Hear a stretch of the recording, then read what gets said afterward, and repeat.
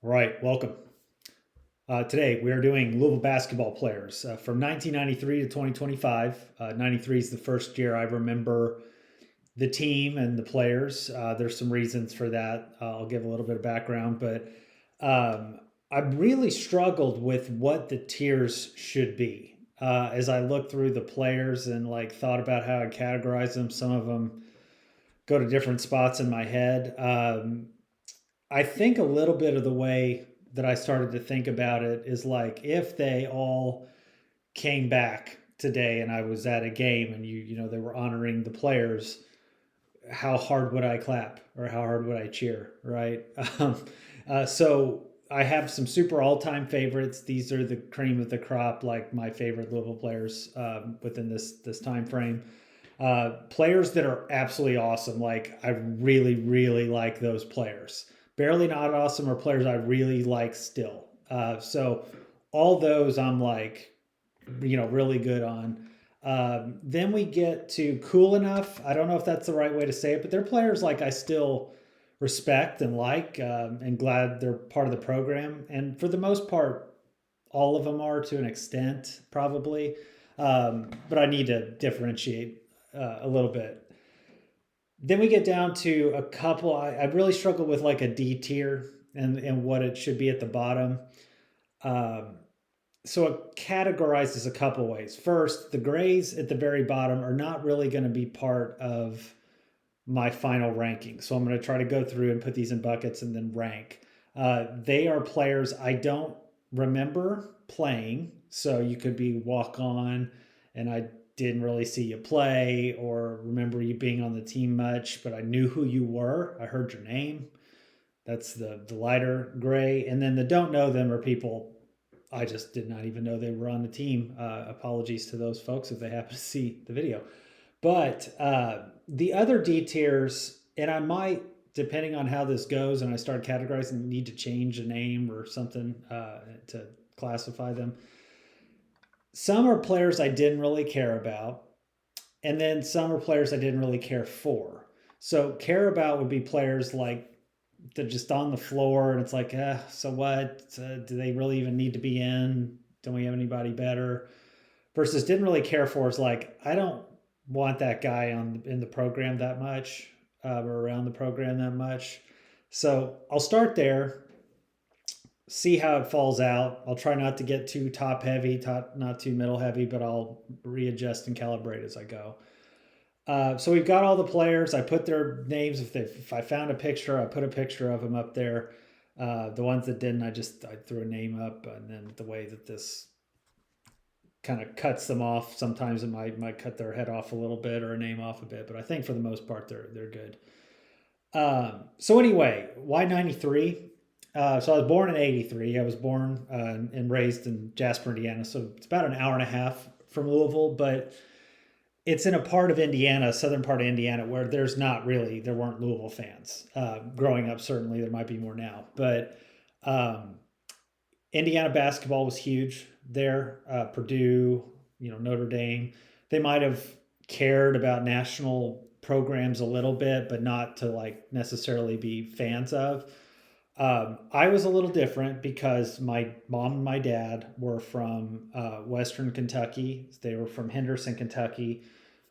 So my family and my entire extended family that I knew growing up, now sometimes they've dispersed and go to other states and everything, but they were all Kentucky fans, still are UK fans.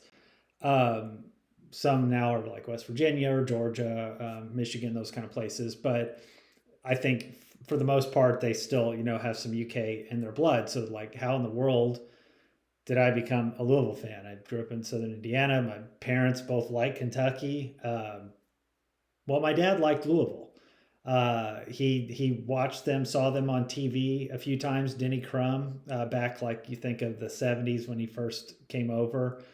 Loved their style of play. All the dunking and Doctors of Dunk and everything later on.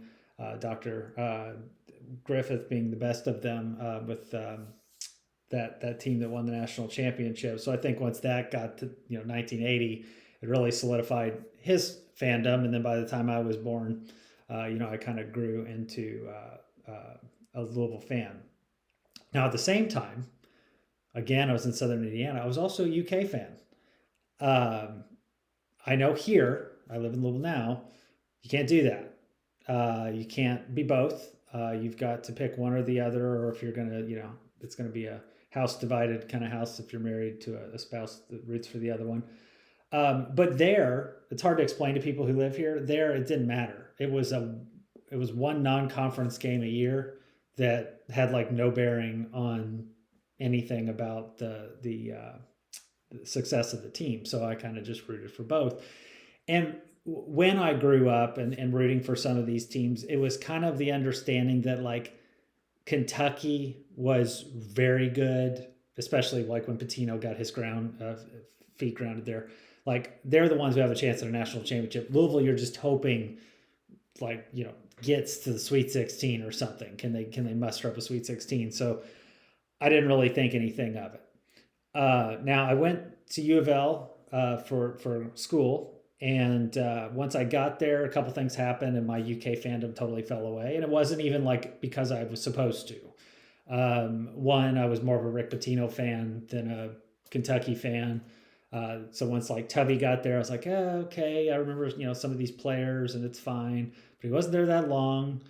And then they got Billy Gillespie, who I couldn't stand, and then they got John Calipari, who is my least favorite coach probably of all time. So that ended that pretty quickly. But even before that, I was more of a Louisville fan than a Kentucky fan. If they played head to head, I was rooting for Louisville for sure. So, but it was weird because growing up there, I was the only Louisville fan like in school. So you never heard about games, talked about them. They weren't on TV that much at all. We were like outside of, like right on the edge of the Louisville broadcast market. So you think of CBS, NBC, ABC, those networks. So if there was ever like a big game on, like UofL UK might be, maybe we got that one, but we wouldn't always, because we also were on the edge of the affiliate that was in Evansville, Indiana. So we would get like sometimes both, sometimes one or the other. You'd see weather from both. So it was kind of weird where we were located. And then I remember it actually switched at some point in the mid to late 90s where we got more games, where I think it was like WDRB or something had taken over the games, and we did have that one, and we didn't have what was before WLKY or something, or maybe vice versa. So I started to see them more around whatever that was, 97, 96, 97. So that was great. Now, there's another reason though that I like know this team. Like 93 was the first year I remember. So I'd have been like 9 years old, 10 years oldish. I had probably been maybe to a couple of college games, but not a ton. That maybe Evansville and something around maybe Indiana.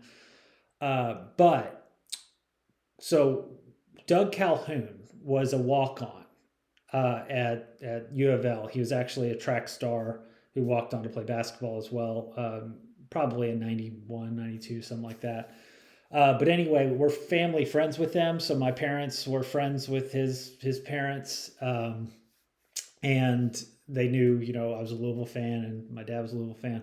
So we actually got like one of the books that came out that year. It was pretty sweet. I mean, I'm sure you could still find these days, but it was like Clifford Rozier, I think Greg Minor and Dwayne Morton on the cover. And then they all had their little bios and pages and stuff, which was really, really neat. But the whole team signed it, which was awesome. Gave little comments and stuff. So that was cool. And then I got like a signed little plaque of the player. So, when you're a kid that age, you're like, oh, this is, I need to know these people. I need to know their bios and what their favorite stuff is and all that. So I knew those players. And then we also, maybe not that year, but like kind of around that time, a little bit later, maybe went to my first UofL game. Now that was a huge deal because when you're that age, this is back in the day too. So long before cell phones, when car rides were you and what's in your head and whatever, social thing you've got going on in the car. So trips felt like a really long time for me. If I was in my hometown and we were traveling to Huntingburg, the town next to us, and it was probably like 8 minutes away at most, it probably felt like 30 minutes. Ferdinand, not much farther, felt like, an hour. And then Louisville, was an hour and a half. Evansville was like our big city, and that was an hour away, and that felt like an eternity. Louisville, it might as well have been driving to Disney World, is what it felt like to me. So anyway, when we decided to go to a game, I remember it was Georgia Tech. First time at Freedom Hall. I remember, parking and he's walking the front of Freedom Hall, that a lot of people, I'm sure, remember around here. And it's so true what they say, but the smell of the place was like the first thing that kind of hits you. And it's not bad. It's just this different arena vibe like that you got when you walked in, and the way that place like sat and the noise that it made was amazing. And Louisville like beat a good Georgia Tech team that game. It was Travis Best and some other folks. So that was like, and they were exciting to watch. Like, okay, I'm hooked. I need to see how they're doing and watch them. Now, unfortunately, much of my experience was just seeing their score scroll on the bottom of ESPN, where you just had to hope that you'd catch it because there are a million games going on. There's no phones or internet to check the scores. So you're like, I have no idea how they're doing. But that's kind of how it started. So anyway, then I ended up at UofL, went to a ton of games, was in El Razors, the Spirit Club at the time. I don't know what they have now, but got to sit in the front row for a ton of games. Went to every game when I was in school, and then a few years after school, for sure. And then over the years would still go back and see, pretty much each team, go with my family and watch most games. Probably stopped doing that around like 2016 or so. Just life stuff, plus like Louisville going through some weird things. But Chris Mack came, you kind of get re-energized a bit, and that fell apart. But that last season, I didn't go to any games. Kenny Payne, I didn't go to any games, and I haven't been in any games this year. So the last thing that I will say in terms of like calibrating these people is I am guilty of not paying any attention or much attention to Louisville basketball this year, where I haven't really watched the games, and it's not about them. It's about college basketball and just me not really wanting to spend time watching the product so much. Some of it has to do with like NIL and transfer portal and just everybody jacking up threes, and just doesn't appeal to me the way that it used to. And I just, don't spend the time on it like I did when I was younger. That said, I held off on doing this because I was like, you know what? I need to just go back, to be fair, because they are doing relatively well compared to what they've been doing, certainly. But, there's a lot of positivity around town and everything. And I needed to go back and give the team more of a shot and include them in this instead of like capping it off last year. So I did. I went back and watched games, interviews, some things to get to know the team and the players more. I've seen scores, throughout the year, but I haven't really paid attention to like who's doing what and all that. So went through and did that exercise. Should be caught up. This will probably is about 208 players. So don't know how long it's going to go. Don't know how I'm going to rank these folks or even tier list them first. Probably a couple videos, maybe 3 videos, depending. So I'll go through all of them first, and I'll rank them at the end. All right. I think they're alphabetical order, first name. So tough one to start. Abubakar Traore. I understand his name's Kadir, or he goes by Kadir. Comes from Long Beach State, I think. So this is his first year, and he's with Pat Kelsey. These guys are tough because you don't know their legacy yet. Not all of them, but a lot of them are older seniors or fifth-year seniors. If this team goes to the tournament, which is great because they haven't been, at least that's something. That should be the expectation here every year. But at the same time, it's like some years, even Patino years, I remember going to the NIT. So it's nice to be back in potentially the NCAA.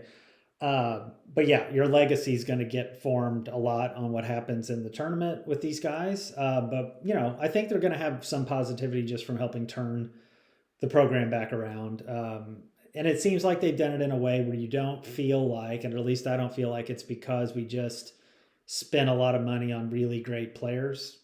They kind of seem like a team, a real team, which I hadn't seen here, frankly, in a long time. I don't even know how far back. So kudos to them, and we'll try to give them a little credit for that, but also understanding that there's more to come. So Kadir, uh, Kadir is somebody who got hurt, I think, in the middle of the season, early in the season, shoulder injury or something. He's long, he's kind of undersized but athletic. Plays defense pretty hard, crashes the boards pretty hard. Not a good shooter, which is a little different on this team from a reputation standpoint. I know they don't shoot a great percentage, period, but like he's not known to be a 3-point shooter. But he plays hard, comes off the bench, does his role. So I'll have him in the cool enough category. Like I, clap for him. It's like I appreciate the effort and buy-in for this team for sure. All right, Aiden Igehan. So Aiden was the Irish Hulk. The Irish Hulk was Chris Mack, and it's one of those things. I don't know if Russ Smith spoiled us a little bit with the whole diamond in the rough, found this guy in Ireland kind of deal.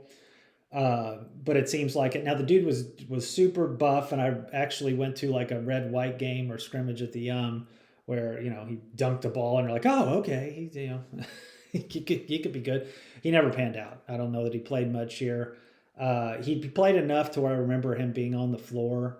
I don't hate these guys at all. Like I'd still be like, hey, he just didn't really feel like a big part of the program. So I'll say I didn't really care about him.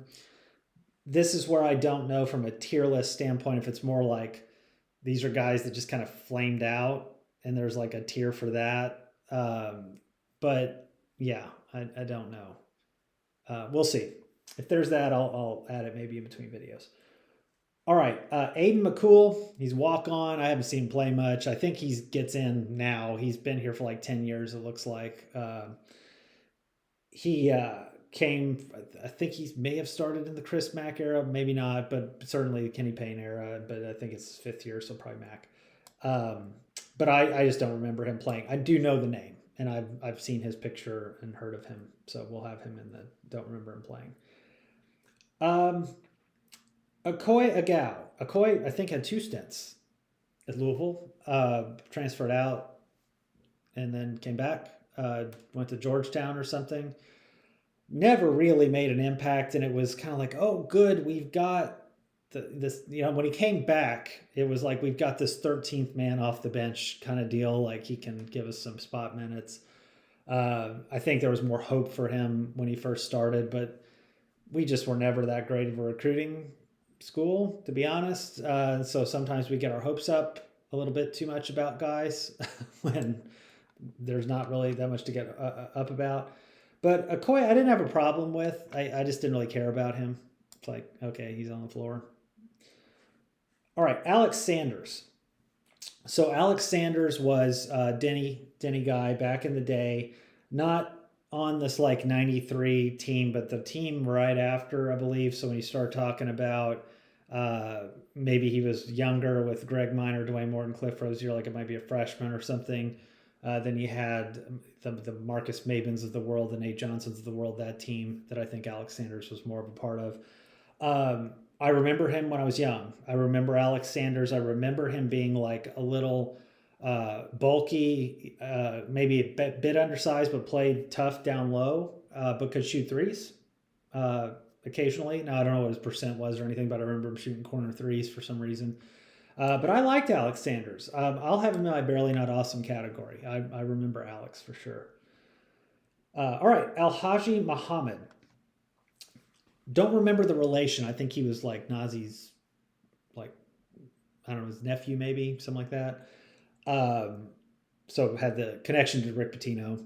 And Alhaji was here during the early Pitino years. He's a backup-ish point guard, came out just, disruptive. Those are the guys you just want to be disruptive, take care of the ball, like don't blow games. I think he had, a key part or a key score in like one comeback I remember.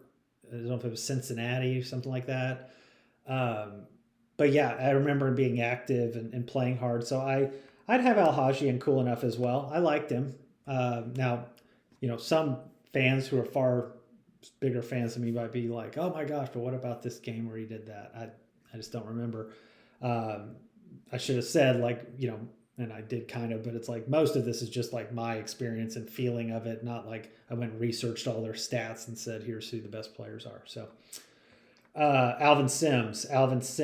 I remember vividly as a child because I don't remember anyone dunking as hard as this guy did. Being in Freedom Hall, I felt his dunks. It was like ridiculous. I think he made, brief stint most of the time for these Louisville guys, but I think he made the NBA. I don't know which team took him, but he made it for a very brief stint, or at least got a chance at it. But I liked Alvin Sims a lot. I'm going to have him in my awesome category. The other thing I'm going to try to make sure of is if I start getting too much up here, this might split a little bit as well. But I'll see. I'm going to try to keep them relatively lower. Again, these guys are kind of off the table, so the distribution should be more in those categories. All right, Anas Mahmoud.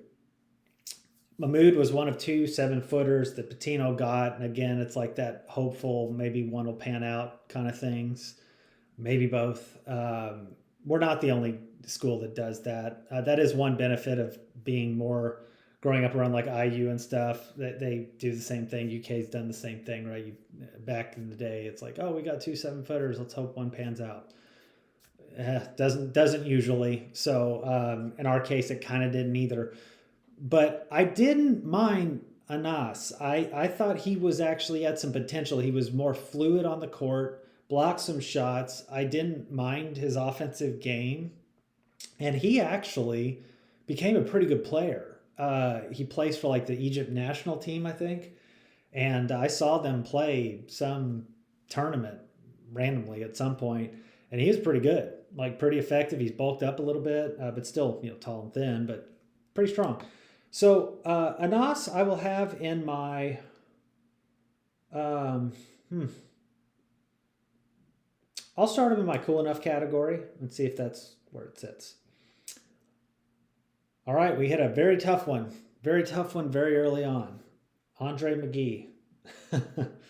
So Andre McGee, if I'm not mistaken, was part of the post Final Four type team, the 2005 team where we had like 6 recruits or something coming in. I think he was in that group, but I remember Terrence Williams in that group, Chad Millard, Brian Harvey, missing some, but it was a huge class. And I think, we needed point guard and stuff to start coming in too. So if it wasn't that year, it was like a year not long after that. But Andre McGee was, undersized from California, could hit some threes, could get in the lane, was, pretty effective. The difficult part is he really kind of killed the program for a while. And I know Louisville people will probably despise him and would be booed to no end if he showed up.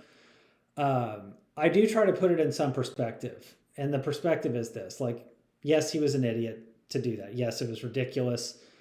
That said, I've been to a lot of colleges or, around like different colleges where friends went to and stuff and parties and things, especially when I was younger.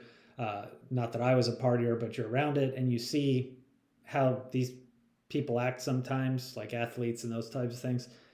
I'm not so sure what they did was very egregious comparatively. I know everybody like holds this moral high ground of like, how dare you? Well, be a little careful because it could be you next. The other part of it is just the NCAA is so stupid.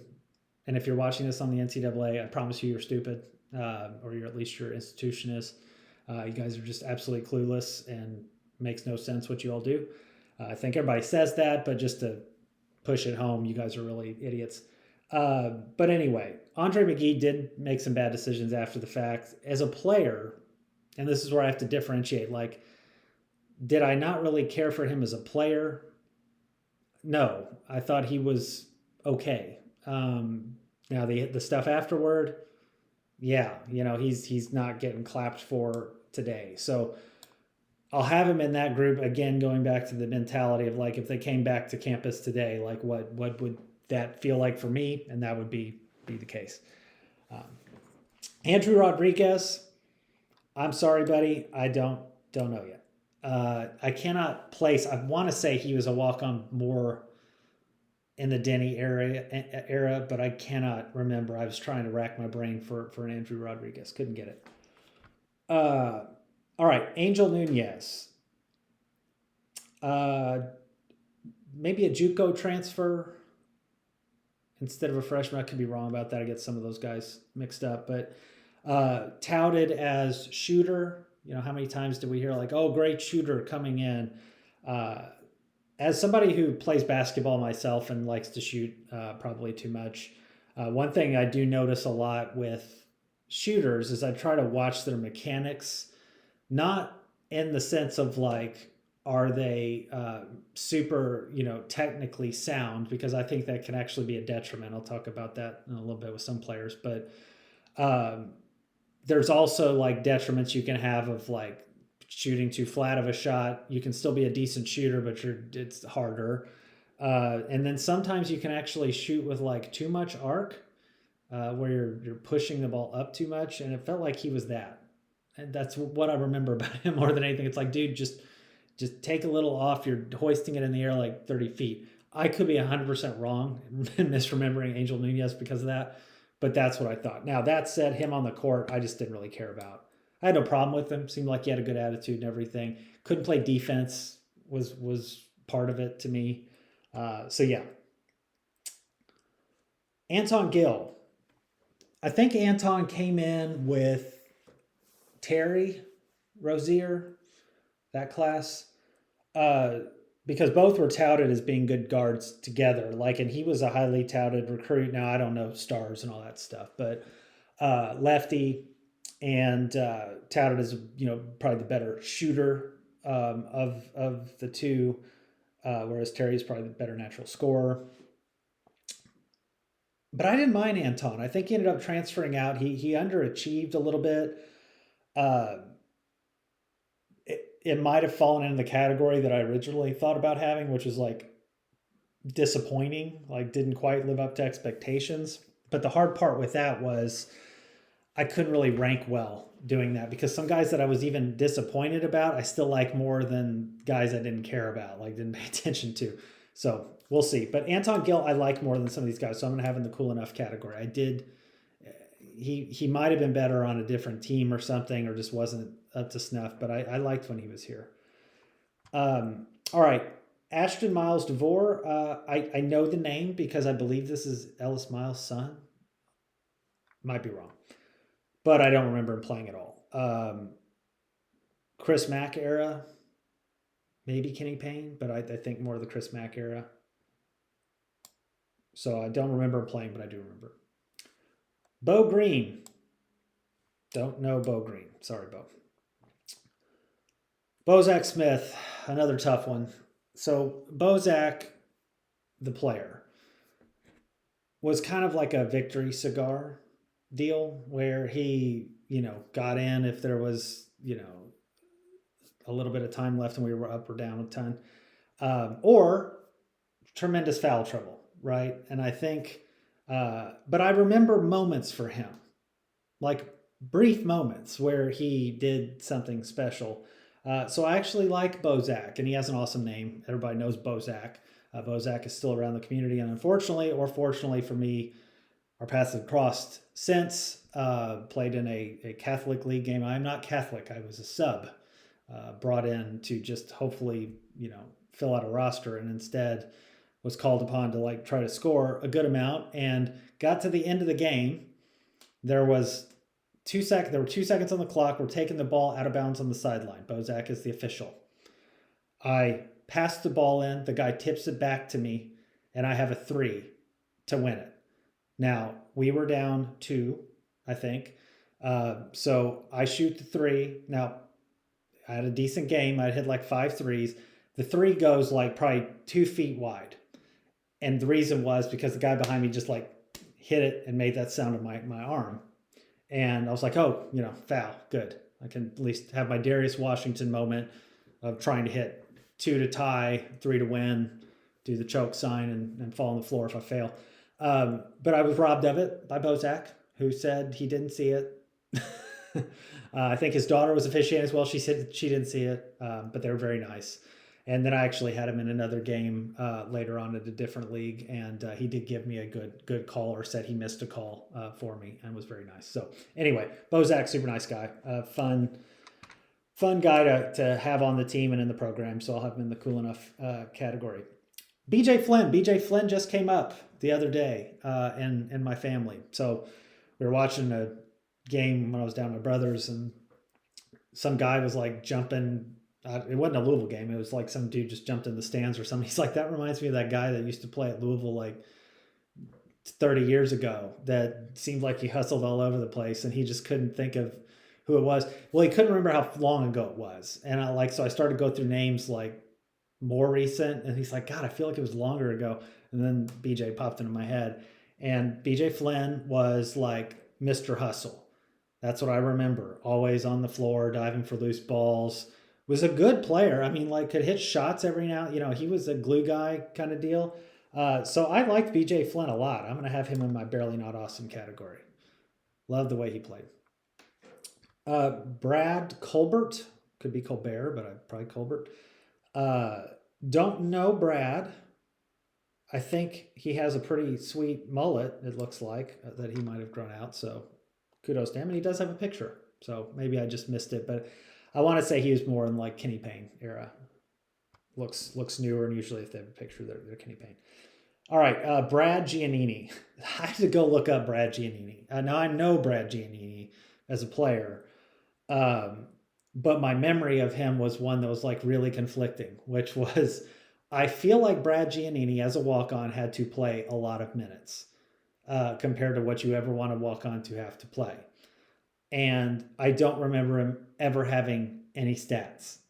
Like, did he just come in and dribble the ball off the floor? Was where my mind was. So I went and looked up his career, and that was kind of it. It was kind of it. He played a good amount of minutes and just like, tried to keep things afloat. I think we weren't very deep back then. So, I'll say with Brad Giannini, I didn't really care about it. It's not that I didn't care for him. It's like, okay, how much longer does this guy need to be on the floor? Now, he may have had moments, right? Again, maybe I'm just forgetting the moments, but history in my mind was more just the not doing much. Brad Morgan, don't know Brad Morgan. Brandon Bender. Brandon Bender, was that Pitino's first freshman class, I think. It would have been Larry O'Bannon, Carlos Hurt, Brandon Bender, thinking that way. Because I remember going downtown, and I don't remember the venue, but it's like the Louisville Palace or whatever, the gym that was down, the old school gym. I remember they had a red-white scrimmage there, which was one of my favorite moments as a fan because I was a student. We were like in the front row, and it's a scrimmage, and Pitino's newer. I think this is his first year, so he comes out and he does his little speech on the microphone. Game gets going and all that. So anyway, I knew the official, like I'd met him before or whatever, and knew him. And he's run up and down the floor, and Pitino's literally screaming something at the officials. But it's more of the like, officiate the game this way so we can get better. Like, call more fouls if they're going to the lane or do whatever. I said, dude, it's a red-white game. You've got to tee him up. Like, the fans would love it if he got a technical. And he did. He teed up Pitino, and Pitino was super pissed. Like, what? So that was pretty cool. That was me and a couple other people saying it. But yeah, it was fun. So anyway, Brandon Bender was in that class. I remember being at that game. And I feel like he just sucked. Like he had a crappy attitude, failed out, not all that long into the season, it felt like, and then transferred out. And I think he's had, a pretty good bit of baggage since, if I recall. But he's one I wouldn't care for. Like, just get the hell out of here. All right. Brandon Huntley Hatfield. BHH. This dude played for Kenny Payne and was arguably their best player the last year. and ended up transferring to NC State. So one thing I did go look up, because I was like, okay, well, did Kenny Payne like super hold these guys back, and they actually became, not dominant, but better contributors and stuff on better teams? Well, he went to NC State. NC State sucks, and he's kind of not doing that great. So I think some of that talent was just a little overrated while he was here. I didn't really dislike him. I didn't mind his attitude, but I just didn't really gravitate toward him in any way. So I'll maybe have him in the didn't really care about. Now, I do think he was one of those players that people, everybody's freaking out and thinks they know what the hell they're talking about. But it's like, oh my gosh, we've got to keep so-and-so from this team. If we don't, we're going to be terrible. It's like, it's certainly not true these days. So no, you want to cut the, bad work ethics and stuff out. Brandon Jenkins. Brandon Jenkins was on the 2005 Final Four team. He played more years than that for sure. Always remember him as being the sixth man, dogged defender, huge block in the West Virginia game. Just a good glue fit with some really good players. Like, didn't need the ball, but could hit a shot if he really needed to. Now, he wasn't a great shooter like a lot of the guys on that team were. But he played a critical role in those teams, and I will have Brandon Jenkins in my barely not awesome category. I like Brandon a lot. I'm trying to be pretty discerning on my awesomes and super all-time favorites, so I don't put them too high. I might move some up. Brian Johnson. Brian Johnson might have also been in that Terrence Williams class or around there, and he was just somebody who never made it because his knees were bad. The times I saw him play, I really liked how he played. I could be misremembering, but there was the year Pitino we went to the NIT, and there were games at Freedom Hall, and I think we played, was it Missouri State? I think. Could have been Southeast or Southwest Missouri State at the time, but and I thought Brian Johnson had a good game that game. That environment was awesome. That game was fun, even though it was NIT. Those are some fun times at Freedom Hall, but because you got a lot of people at the game that weren't season ticket holders and stuff and never got to go, so it was kind of cool that way. But Brian Johnson was a good player. I just to me he was.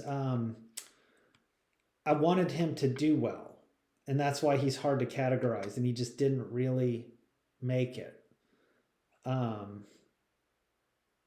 I almost feel like I need another category. It's didn't quite make it. We'll see. I'm going to start him out and didn't really care about, but I kind of feel bad because I like Brian Johnson. All right. Brian Kaiser. Brian Kaiser signed my book. He was on that 93 team back in the day. His quote was, or he had a scripture that he wrote in there, and I can't remember which one it was. I feel like it was Philippians for some reason. But anyway, Brian Kaiser, I remember having a good game against UCLA at some point, but he was a good shooter. That was his thing, set shooter. Again, I like to shoot, and you just kind of know guys' styles, and Brian Kaiser had a pretty stroke. He was a solid player with some other good players around him, so I like Brian Kaiser a good bit. I'll have him in my cool enough category. Brian Harvey. Brian Harvey was that Terrence Williams class. Transferred out 1 year, 2 years, something like that. Didn't get to play a lot. I had higher hopes for him. I saw him because I was a student. I was watching scrimmage games or early season, something like that. And then the few times he was in, I was like, okay, give that guy a chance. Now, one of the challenges with Pitino was if you didn't play defense, you weren't playing. A lot of coaches say that, but Pitino meant it. So your butt was sitting on the bench, and there could be guys we thought were oh, good, just put them in because they'll score at least. We need some scoring. And he was one I thought that would help there, but he just didn't and ended up transferring out. I didn't mind him. I'll have him in the didn't really care about just because of that. He's more in the same category as Brian Johnson. They just never had a chance to really realize their potential. Yeah. Okay, Bryant Northern. Brian Northern, the early Pitino days, want to say he was from Southern Indiana, like a really good player in high school, like Jeffersonville. And I know I may be getting schools wrong. It could be New Albany or something like that, but I thought he was at Jeffersonville. Bryant Northern was like the undersized point guard type dude, backup point guard kind of guy. Could hit some threes, get in the lane a little bit. That style of player. He was fine. He's a little like Al-Haji Muhammad to me. Like, he was fine. I don't remember anything super negative about Bryant Northern playing wise. I think he might have gotten some trouble for something with a casino or something at one point, but I won't hold it against him. Could be any of us. So, but no, I don't remember exactly what happened. If that's completely wrong, I'm sorry. Caleb Bailey. I don't know Caleb Bailey. And I could go ahead and do that with some of these without pictures. I'll just go ahead and clear those out so they don't get in the way. Chad Schoen, I'd never heard of. Charlie Taylor, never heard of. Corrick Riggs, I have heard of, and I just don't remember him playing. Craig Farmer, I don't. Derek Walcott, I don't. Jerry Johnson, don't know that name either. Matt Akridge, don't know him. Paul Yaden, don't know him. Quentin Bailey, don't think so. Just thinking of Quentin Snyder, I'm sure. Terry Givens, no. Titus Kennebrew, great name. Awesome name team. If we have a team for that, but he is somebody I don't know. Tobias Hopper, I do know that name, but I don't remember him playing.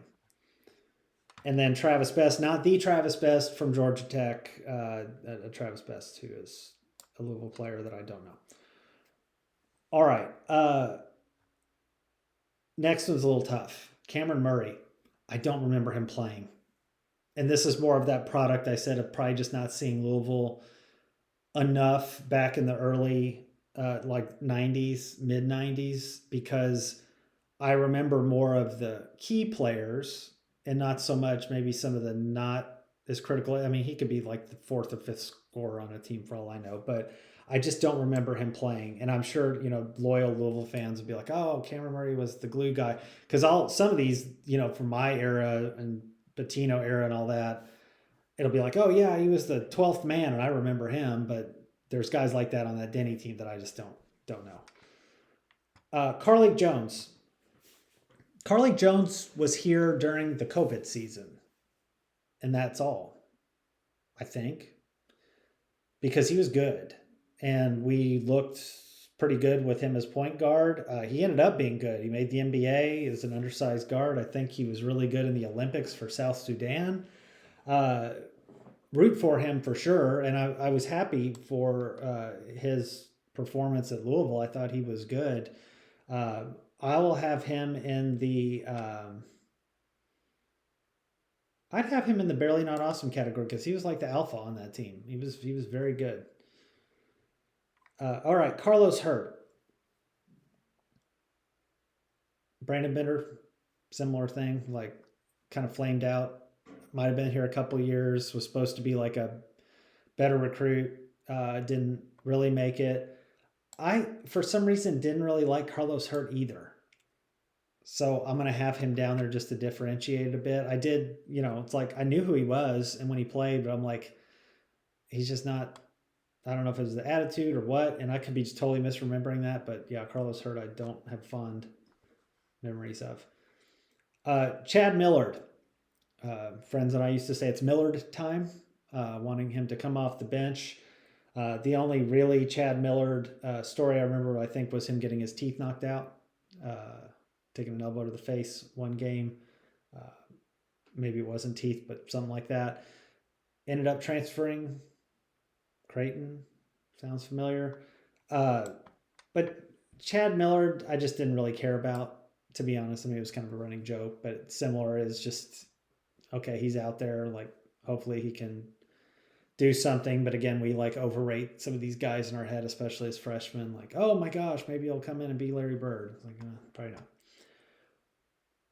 All right. Shane Bohannon.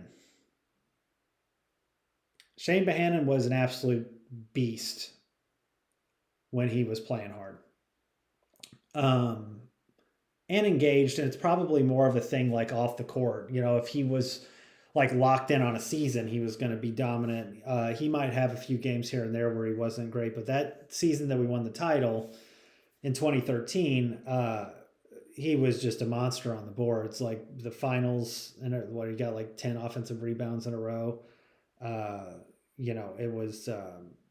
It was like game changing, kind of the turning point, tipping point, I think. So he had a lot of influence just by being a big body, a banger underneath, uh, physically imposing. It was nice to have that inside. So Shane was awesome. Now the problem and the hard part with Shane, and I almost question him being barely not awesome, is like his senior year, he kind of derailed the season. He had issues, I don't know if it was weed or whatever, but that team had more potential than it ended up doing. We lost to Kentucky, crappy loss in the tournament, uh, and shouldn't have been in that position. We probably should have won it again, or had another chance at it. And I think Shane kind of was that, but it was because he was so good and we needed him, and it just didn't happen. Charles Minland. Charles was a Chris Mack guy. I think he transferred from California. He had injuries like the whole time. I don't know if he played much here, so I don't really remember him playing. um, Maybe he had a lot of minutes and I just didn't see that part of the season or whatever. But yeah, I just don't remember Charles Minland playing. Chinanu Anawaku. Nanu, he had a pro career. He went to the Rockets for a little bit. And kudos to him for making the adjustment even the greatest of all time, like Shaq, would not do, which is shoot underhand free throws. I don't know how much it actually helped him in the long run, but I know he still did it for a long time. So kudos to that. But he was a physical player, could play mean underneath. Was a critical component to some of those teams. I would have him in the barely not awesome category. Like Nanu was pretty imposing, but he just didn't always. It's like I wanted all the time to be awesome, and it was just like sometimes he wasn't quite there. Chris Brickley, I've heard the name. I do not remember him playing. Chris Current. Apologies to Chris Current. I know Chris Current as a player. He was a walk-on at the same time as Brad Giannini. I could not find a Louisville basketball picture of Chris Current, or at least one that wasn't so grainy looking that it would show up. So for whatever business he is sporting his dress shirt for there, that is why we have that picture of Chris Current. Chris Current, where Brad Giannini was the point guard, like backup, that ended up being just the backup. Chris Current was like the designated 3-point shooter off the bench. Like, okay, can this guy just come in and knock down a three every now and then? I didn't mind Chris Current. I didn't really care about him that much either. So he's kind of in this category. Now, if he'd have hit like a big shot or something, and maybe he did, and I just don't remember, he might move up, but I just didn't really, I don't mind him at all, but I just didn't, it'd be like yay, Chris Current's here. Chris Jones. When they say you got a bad rap, Chris Jones literally got a bad rap. So he was on the team with Terry Rozier. Got charged with sexual assault, rape, something like that, and kicked off the team effectively. Exonerated. Never. I don't think anything came of it. But the dude was a bulldog. He could shoot the three, get in the lane, undersized but strong. I think he came back and played for their alumni team in whatever the tournament or whatever they call that, the alumni tournament, TBT. So he played the TBT with Louisville, I think, this last year. But yeah, I liked Chris Jones. I thought he played hard. I liked he was a really tough-nosed defender. So I appreciated him. I'll have him on barely not awesome category. some people, like if he would have gotten busted, or they'd be like, oh yeah, he ruined that team. But I mean, it wasn't his fault. He got screwed out of that. All right, Chris Smith, another NBA player for like a minute because J.R. Smith, his brother, got him on the Knicks for like 2 seconds. So uh, if you think LeBron James was the first one, well, or Giannis, no, it was J.R. that I recall. But anyway, Chris Smith here, he was not as tall, could shoot three a little bit, and helped us. I think maybe he was on the Final Four team. So Chris Smith was actually a pretty decent player. I thought I didn't mind him on the floor for sure. I'll have him in my cool enough category, but he might move around. Um, yeah, I liked him all right. Kristen Cunningham. Kristen Cunningham set up some unreasonable expectations as well, meaning I believe Chris Mack brought him in as like a fifth year, grad student. I think the transfer rules probably changed. So could play right away, or he was a grad student, something. And he was the point guard, and he was better than people thought. Like we got him, and he was very steady. He was a very critical part of the team he was on. Just a steady, contributor. He was never somebody who I paid a ton of attention to, but I thought he was cool enough. Like it's like, okay, this guy's good. He's not, some small school guy coming in and then not contributing. No, he was a very important player on those teams. All right, Chucky Hepburn. Again, had to get used to Chucky. I wasn't familiar with him other than he was at Wisconsin before this. I have somebody who works for me who is a huge Wisconsin fan and was very upset when we got Chucky from them. He said he's very good and he will be very good for you all. I was skeptical, as I am skeptical about just about any player we ever get. But he is as advertised. He's a very, very good point guard. He gets, so like, I try to watch, especially if I'm watching replays, like small things that they do, like to differentiate good point guards. And there's the obvious stuff like, oh, he hits some threes. Yeah, that's great. Oh, he gets in the lane, but he's patient in the lane, which is a good skill, meaning like he's willing to pump fake, get himself open, or be patient enough to pass the ball. There's some guys who just go in there like me and chuck it up because they, don't know what the hell they're doing when they get in there. But he's very patient. He's a great defender, one-on-one in the ball, plays hard all the time. But one thing I really liked about him watching, because Louisville's not the best shooting team. They shoot a lot of threes, but one thing he does a really good job of is delivering the ball where the shooter wants it.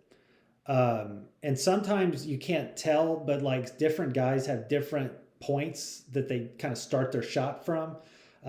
Some can do it from multiple spots, but a lot of them, it's like I either need to start down here so I can move it up, or I need to start it here so I can just do that. He seems to adjust based on his personnel. Maybe that's not true, but the times I watched, it's like, oh, if Rain Smith is coming, he's a lefty, he likes it here, get it here. And his passes are like right on the money. So he's a very good player, and I do like him a lot. And if I was paying more attention, I would definitely have him up toward the top. And look, if he takes them on a run, because he's the best player, I think, in the tournament, he could end up being more of an awesome player. Clarence Holloway, I don't think he played. Other than maybe a scrimmage or somebody had a heart condition, so not his fault, and I think he had to just retire before he got started. But very tall, very big. There was some hope for him, like 7 feet thick. Okay, we got a Felton Spencer or something coming in that's going to help, and he just it didn't happen. So unfortunate. Clifford Rozier. Clifford Rozier also signed the book. Was a center. I remember him being athletic, mobile for a big man, comparative to especially big men back in the day where you just felt like they were big, bulky, turnaround, except some of the best ones. But Clifford was actually pretty agile. He'd bring the ball up the floor every now and then. He made the NBA a little bit. I think he went to the Warriors. Maybe Dwayne Morton did. Maybe they both did. But for some reason, I remember him getting drafted there like first round, middle of the first round. but he was a really good player, leading scorer. Certainly, his senior year, I think he might have been an All-American. But Clifford was awesome. I really liked Clifford Rozier. Cole Sherman. I don't know Cole Sherman, but might have to move up based off of the picture, as that's a good pose. So if you're going to be in a Louisville jersey, you might as well do something cool. Curtis Williams. Curtis Williams was a Kenny Payne second year recruit. Could be first year. They run together. But the second year, I think. And lefty. Might be wrong about that, but I thought he was a left-handed. And he was supposed to be like good shooter. And a good player, but a good shooter. He didn't pan out. And in the games that I did watch, I kept wondering, at least just let him keep playing. Why the hell wouldn't he's young? Stop playing fifth-year guys or whatever. Let the young dude loose and shoot a lot and try to get better instead of these old guys whose their days are gone. And he just never really got a shot. So I felt bad about that for him, but otherwise I just didn't really care about him. Okay. Didn't really contribute much. Damian Dantzler. He's a tricky one. Remember the name 100%. Remember him, his face and everything. I don't remember him playing that much.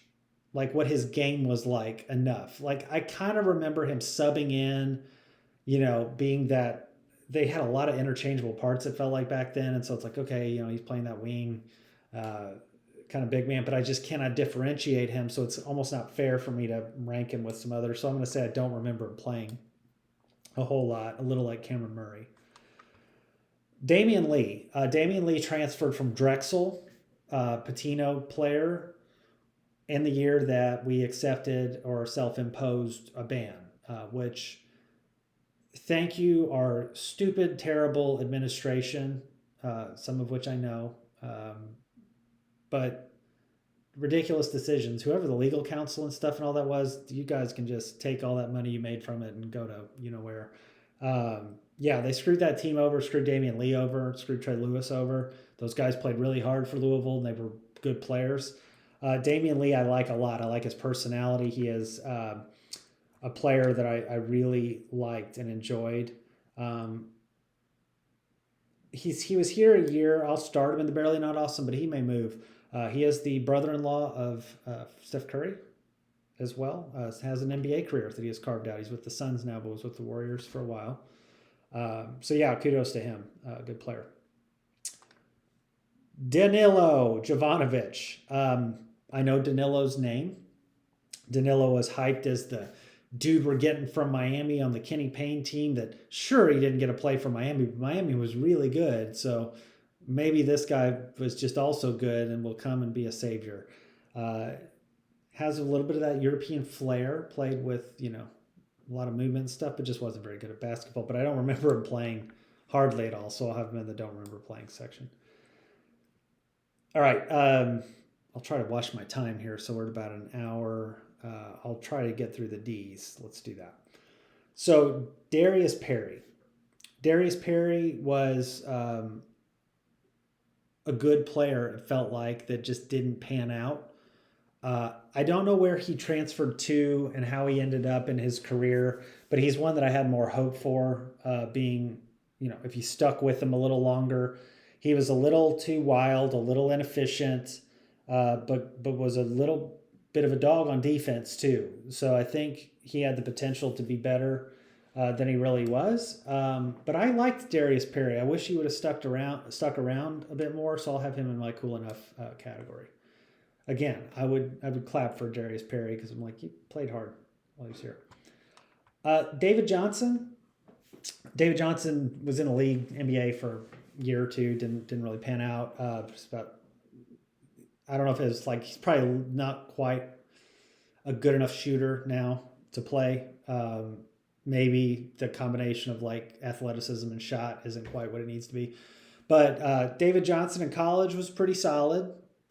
He's a Louisville guy, and I know people who are fans of Louisville here are like, oh, we got to get the Louisville guys. I don't care. But, I get it. It's oh, they're from the home schools.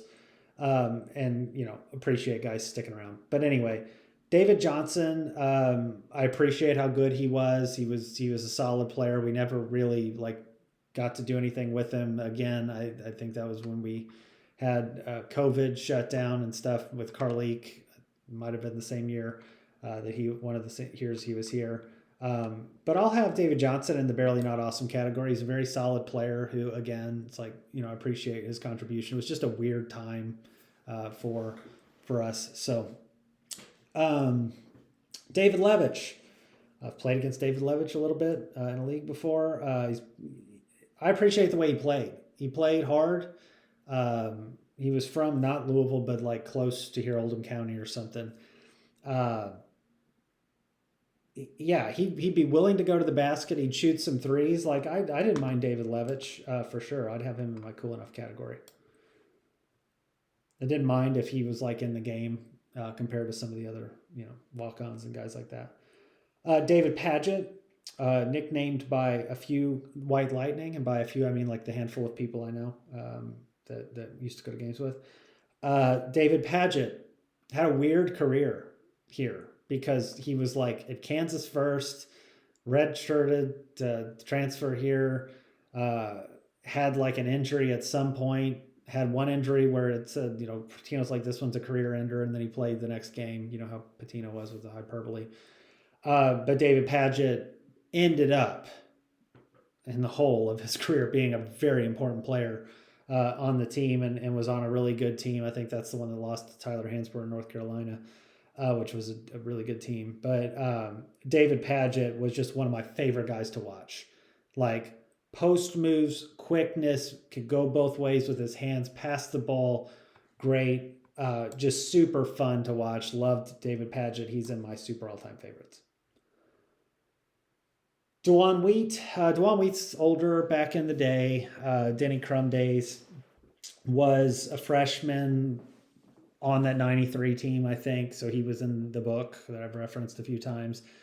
Jason Osborne might have been a freshman that year as well. Maybe somebody else. But anyway, DeJuan Wheat was short. He's 6 feet, for being an incredible player. That's what he was.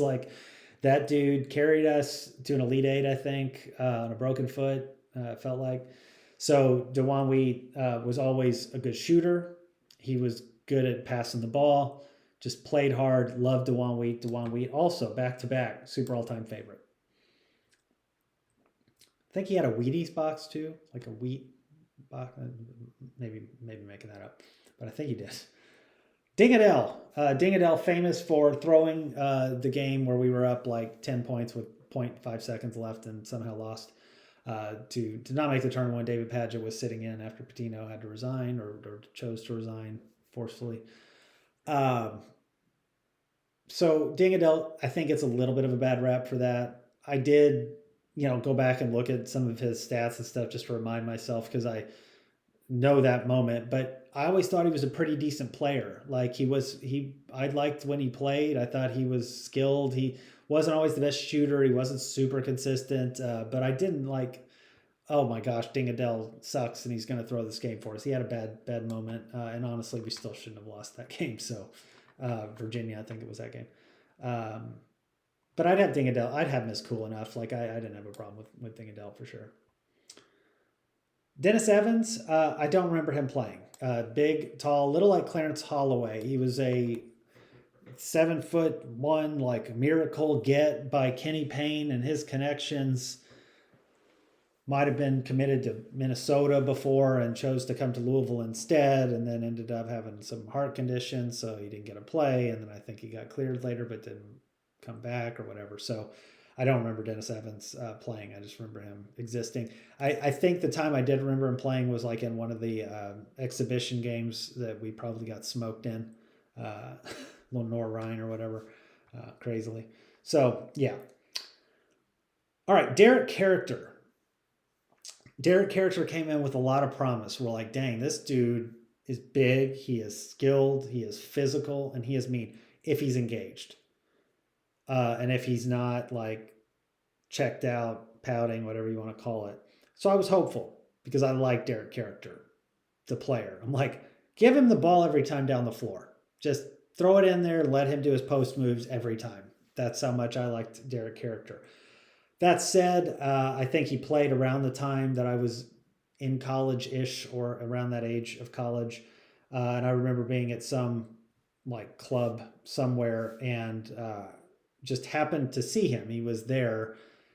And in my own judgment and like seeing how he was acting and what was going on around, I was like, oh, that was the first thing that popped into my head because I'm like, this is not going to work. Like, he was the one who had to try to keep weight off, and Patino, was like, oh, you got to keep weight off. And I'm like, this doesn't look like it's going to be the case. And I think the season's already getting ready to get going. So anyway, had some bad feeling that was going to happen. He ended up transferring eventually. I think he went like UTEP. He did make the NBA for a bit. Had the same problems. He wasn't like a super athletic dunker or anything, so that probably played a little below the rim. But man, I liked Derek's character.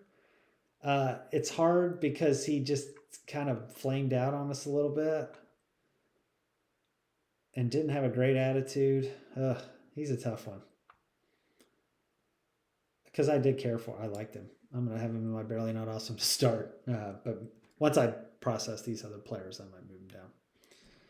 More of a hopeful wish that an alternate universe he panned out. Devin Ree. Devin Ree was a thin shooter, didn't play a whole lot. I don't really remember him playing much. But he's kind of like Curtis Williams, where I think he got in enough to where I remember him playing, and he's like, oh, he's a great shooter, and he couldn't really shoot that well.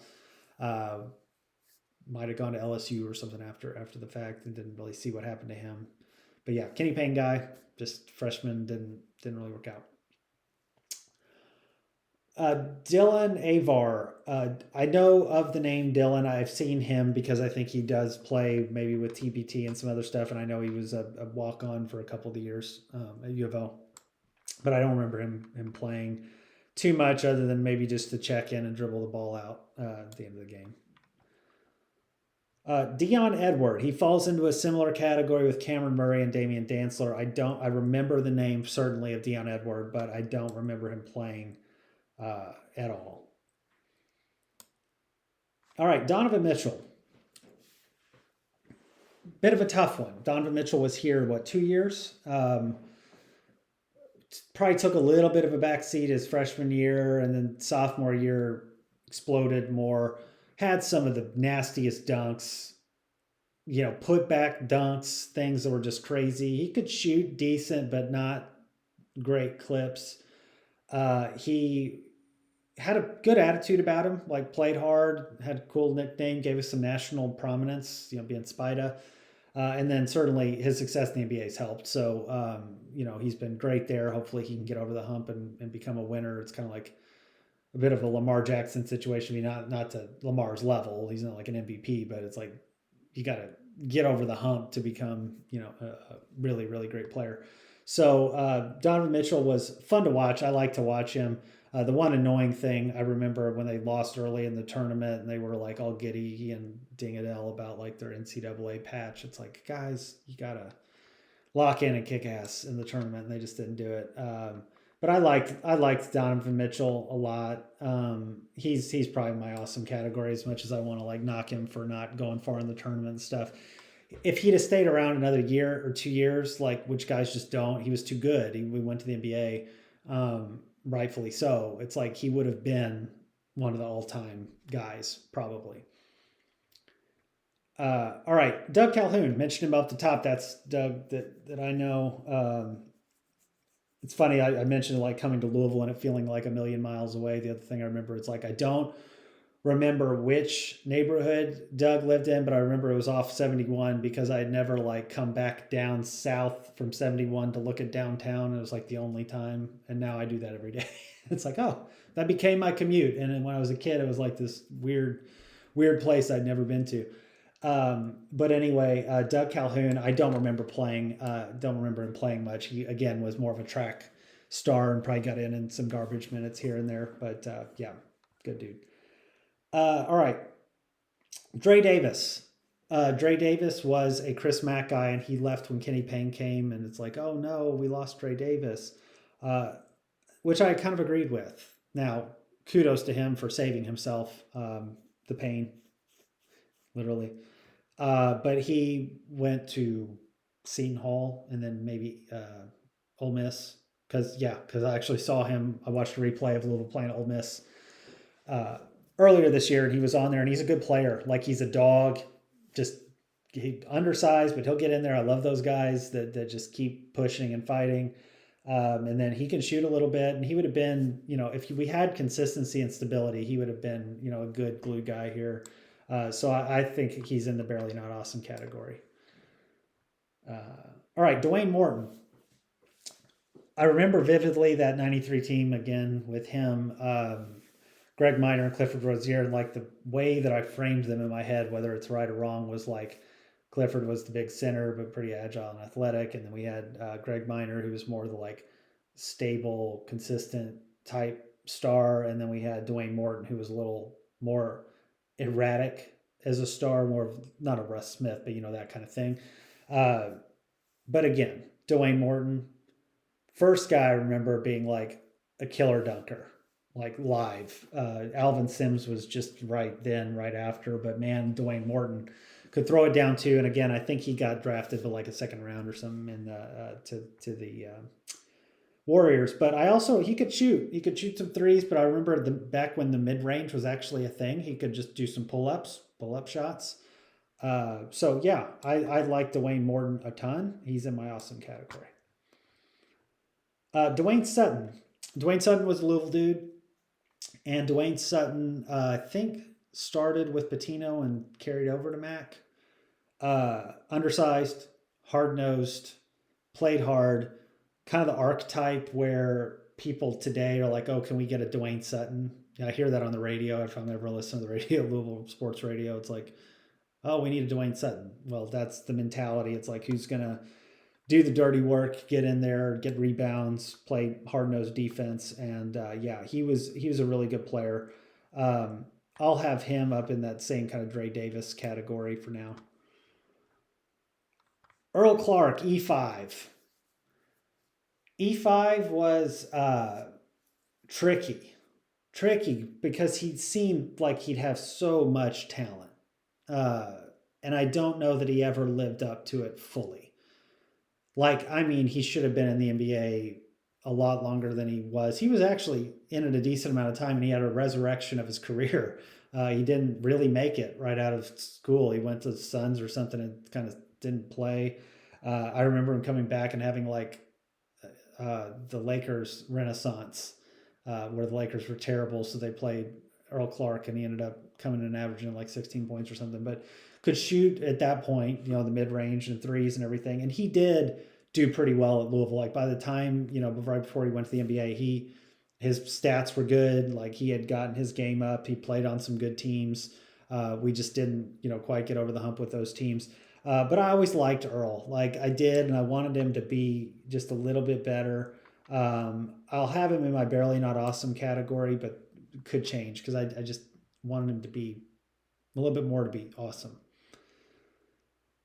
Edgar Sosa, El Tigre. This one's probably polarizing for people that remember Edgar.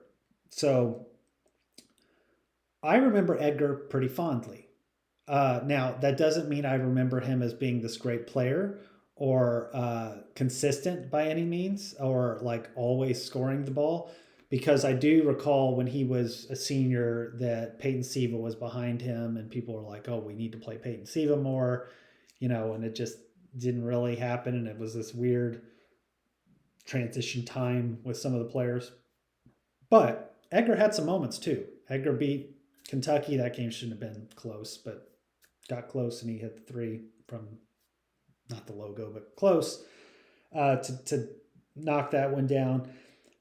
But the thing I liked about Edgar was his passion and attitude. Like the older I get, and I can look back on some of those guys, and I don't see it in a lot of not Louisville guys necessarily, but like college guys today. You miss it a bit, and I believe he was from the Dominican Republic, like Francisco was, which has a little bit more flair. And I feel like, as someone who's been in the Dominican Republic a couple of times, they're the only two people I've known to play basketball in the Dominican Republic. They all play baseball. But yeah, they both kind of had that eye of the El Tigre, eye of the tiger that they played with. So I liked Edgar a good bit. I'll have him in my barely not awesome category too. I know, sometimes he just took terrible shots, probably drove Patino crazy, didn't play good enough defense or something, but we'll start him there. L. Ellis. L. Ellis was a Chris Mack player, transferred from JUCO, stayed when Kenny Payne took over. That was a big coup for him to stay.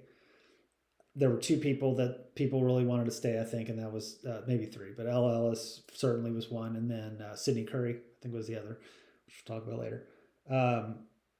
And I should have said, I'm going to go ahead and do the E's because of time. I was maybe do the F's as well. I'm going to try to do an hour and a half. But anyway, L. Ellis was a very good scorer, and we needed him to be because we didn't have enough scoring.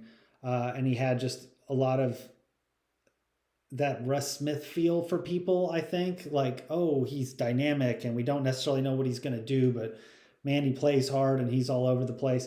Now, what I don't think he was, I don't think he played defense like Russ, and I don't think he was efficient, which that's saying a lot. I don't think he was as efficient as Russ either, but he was a pretty good player. And then suffered in the Kenny Payne world, and then transferred to Arkansas, which this is where NIL probably killed him. Like, he went to an Arkansas team that had like 5 point guards already, and I don't know that he ever meshed with that. They tend to do a bad job of roster construction. But L. Ellis, I'll have in my cool enough category. The teams weren't very good. It was bad years and things. Not his fault necessarily, but I don't know.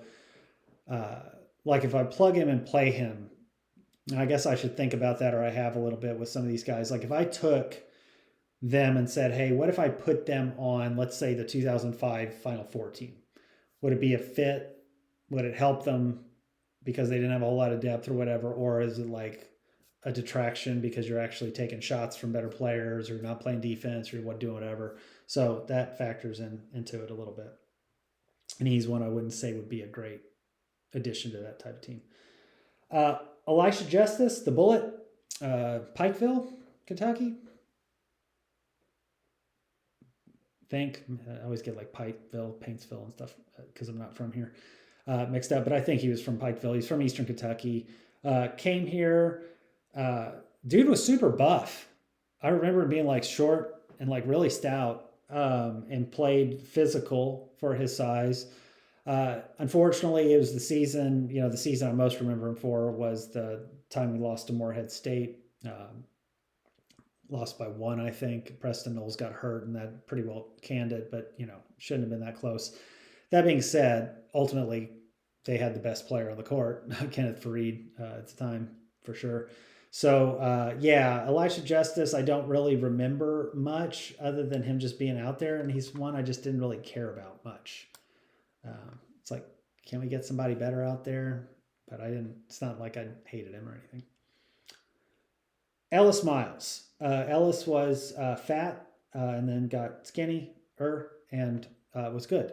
So he started out in the Denny Crum era and was the carryover for the Pitino era. And he's one of the first people I remember seeing an interview of, because I was in French Lick, Indiana, at a tennis lesson. I remember up at the hotel. My tennis coach, who actually weirdly ended up years and years later becoming one of Louisville's tennis coaches, I think. But anyway, the TV was on in the other room, and it was like breaking news, like Louisville hires Rick Pitino. And he's like, dude, what the hell? Because he knew I was a Louisville fan.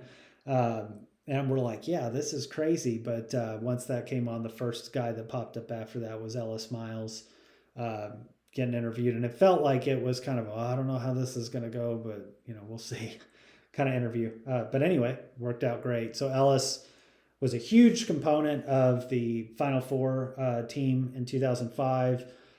Had a terrible leg injury. I was at that game. I want to say it was against Marquette, and Tom Crean was their coach, because I remember Tom Crean screaming like he's faking, thinking it was like him delaying the game, which is horse crap, and Tom Crean's an idiot and a terrible coach. But yeah, Ellis Miles recovered. Didn't have the athleticism, to jump and stuff. So he was really low to the ground. But man, the dude boxed out like no other. Great hands, great passing, great screening. Loved Ellis Miles. Ellis Miles, I will have to start in my awesome category. All right. Emmanuel Okorafor. A lot of hype around Emmanuel. He was an African recruit. There's much ado about Kenny Payne spending like 5 months in Africa to try to recruit, and we ended up with like one guy. None of them actually being that good, but that's how that went with him. So Emmanuel Okorafor was actually not bad. Now, he was not a good player, but he played his ass off. He played hard. And I think that's all people were kind of looking for at that point. It's like, please, just somebody who's willing to hit somebody, box out, get a rebound, dive on the floor and care. Because we had coaching staff that didn't give a crap and players that didn't give a crap. And he did that. So I will give him credit for that. I remember him playing enough where I'll say, he was cool enough. Like, if I would have taken Emmanuel Okorafor and put him on like a 2005 Louisville team as the backup power forward, could he have given some minutes? Sure. It's like, okay, that's fine. Eric Johnson, tricky one again because I just don't remember him playing, but I do kind of. It's like I feel I'm misplacing how he played in my head and I'm not thinking of the right guy. So I don't want to mischaracterize him. But I do very much remember the name Eric Johnson. I remember him playing, coming into games, John Tong announcing, his name. But man, I just can't think enough, and it's hard to find like good footage of games to spot these guys. So yeah, that first impression, I just don't remember. Eric Brown, we'll finish with maybe Eric Brown. No, we can go through the Fs. There's only a few Fs, and then we'll maybe get to the Gs. Who knows? We've still got a few minutes. So Eric Brown was on like the Reese Gaines team. I think he was a JUCO transfer or Division II, something like that. JUCO probably. Felt like he was a decent shooter, decent driver, like almost a poor man's Reese Gaines sometimes. A decent second option, but maybe not ideal. I want to say later on, he ended up killing someone.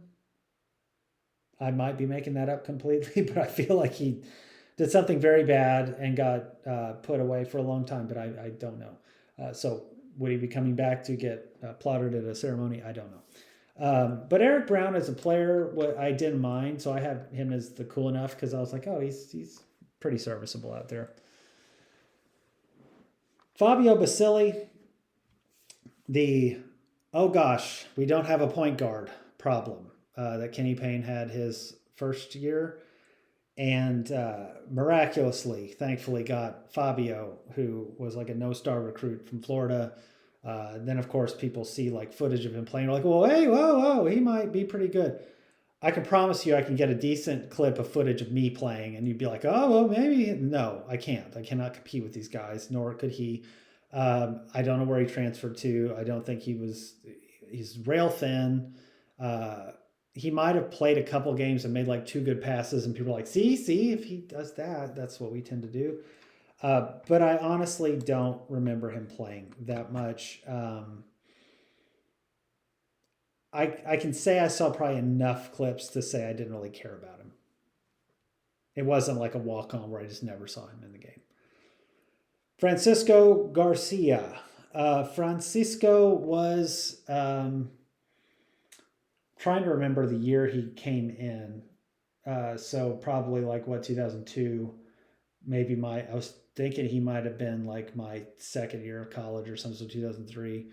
But anyway, Francisco, Taekwon came in. Reese Gaines was like the alpha. In the first game, I remember seeing him. I was like sitting up in the rafters toward midcourt, and I just remember those 2 guys shooting. And again, as somebody who likes to shoot and watch shooting, like they had very pure strokes. Now, Taekwon's was more of a flat shot, and Francisco had more of the arc, and he was more of a feel 3-point shooter than maybe a mechanical one, meaning like I kind of differentiate. So a good example is like the Warriors. You had Klay Thompson, you had Steph Curry. Klay Thompson is a mechanical shooter. Steph Curry is a field shooter. He just like knows where he is on the court, could throw it up like that, and it might go in because it's feel. Whereas Klay Thompson's like, I have to be exactly in this motion. Even if he's moving or whatever, it's like he gets stable and pushes his shot. So it felt like Taekwon was more of that, and Francisco was more of the feel. Maybe that's not true in their minds, but it was nice to have both. They were fun to watch.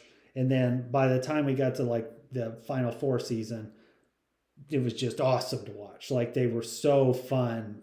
You just felt like every shot was going in. And for a Louisville fan who feels like most shots aren't going in, I'm very cynical. Like that team I wasn't cynical about. In fact, I thought like, oh, Illinois is a juggernaut that they're going to play in the Final Four. But if we get hot, could be in trouble. You saw what happened to Washington. You saw what happened to Georgia Tech. That said, I think we almost lost to like Louisiana Lafayette or something in the first round because I was about to like throw my beanbag chair out the window. But great run, came back, beat West Virginia in like one of the greatest games of all time. Francisco is beloved. Tragically lost his brother, I think, to shooting while we were in school. And then Taekwon was like his brother. So very cool to have those guys there. Didn't quite make it either in the NBA, which was disappointing because I thought he could. I think he just got kingsed. He got drafted by the Kings and just didn't make it. There were better fits that I think he could have played on because he's a pretty good defender too. Frank Anselem. Frank Anselem is a 13th man, like on this year's team. So I was like, whatever. That said, he's had to play because they've had so many injuries that there's been games where he's had to be plugged in. And kudos to him. He plays his ass off. They all do. And that's just a credit to like the culture, I guess. But you can tell, usually for like centers and stuff, you can tell a difference of like why one is better than the other beyond just, they score in the post. A good example is like, do they assume where they need to be for screens? Do they naturally make switches appropriately? Do they quickly recover? He's not the best at all of that, but he's sufficient for what he does. I know he's like a fifth-year senior, came from like Syracuse and Georgia. But Frank's cool enough. Like he has come in and made some positive impacts, more so than you would expect somebody who'd have to. I know some other guys on this list who were like the 13th player for other, centers and other years where it's like you didn't do crap. So, that's a better effort at it. Okay, we'll go ahead and do the G's and then we'll stop. Gabe Witznitzer, I don't remember him playing. He was like please, get a slow moving white post guy. Maybe he can keep up, and he just couldn't keep up. But I don't remember him playing enough to do it. I mean, I guess I do. I remember him taking a few shots and things. So I'll say I didn't really care about him because it was more than the walk-ons. George Good felt like he had injuries a lot, and those were the times where it's like we get two of a guy who's kind of that power forward, center mix. Could you play both? Could you shoot a little, be a 3-point shooter and do it? And George Good just never panned out, kind of had injuries. I didn't mind him, but I just didn't really care about him. Didn't pay too much attention. God, look at that smile. Probably had a great attitude. Gorgie Jane. So Gorgie was a late ad. I feel like he dropped his offer from Virginia Tech. Maybe that was Montrez. I could get that mixed up. But anyway, Gorgie was a late ad. They both were. And it was like, oh, who's this guy? And he might be okay. We do that with players too. And he ended up becoming great. Now, he wasn't always hyper consistent. Like even in the year we won the title, there were some games like in the Final Four, that he didn't necessarily play his best, but there were other games where he was damn near dominant and he was great on the defensive end and had a good, solid, long NBA career for it. And super nice guy, super humble from Senegal. I will have Gorgie in my awesome category. Grant Williams, not the Grant Williams of NBA infamy, but I don't know Grant Williams. This one, at least he has a cool picture, so put him with Cole there. Next to him, well, and they should be toward the top. We'll do that. Brad's not quite as cool. All right, last one, Greg Minor. Greg Minor, again, 93 team. I referenced him a little bit. He felt like the more consistent star of that team, you know, with Dwayne Morton and Clifford Rozier, like, oh, I expect Greg Minor to, you know, get his mid-range jump shot going, and I expect him to maybe hit a 2 or 3 and get to the free throw line. Need him to have a good game to feel like we have a chance to win. Might be misremembering some of that, but he was one of my favorite players. I really wanted him to make it like in the NBA. I think he I don't remember where he got drafted initially. I remember playing for the Celtics for a bit. Spurs, was it the Spurs or something like that? I can't recall. But anyway, he was another player for me who was awesome. So that gives us a start. We'll see where we go on the next one. How far we get. There's still a long way to go. I don't think we'll get through all of them. Hopefully I can get through most of them, and then if not all, and then we'll have a ranking video after that. All right, until next time.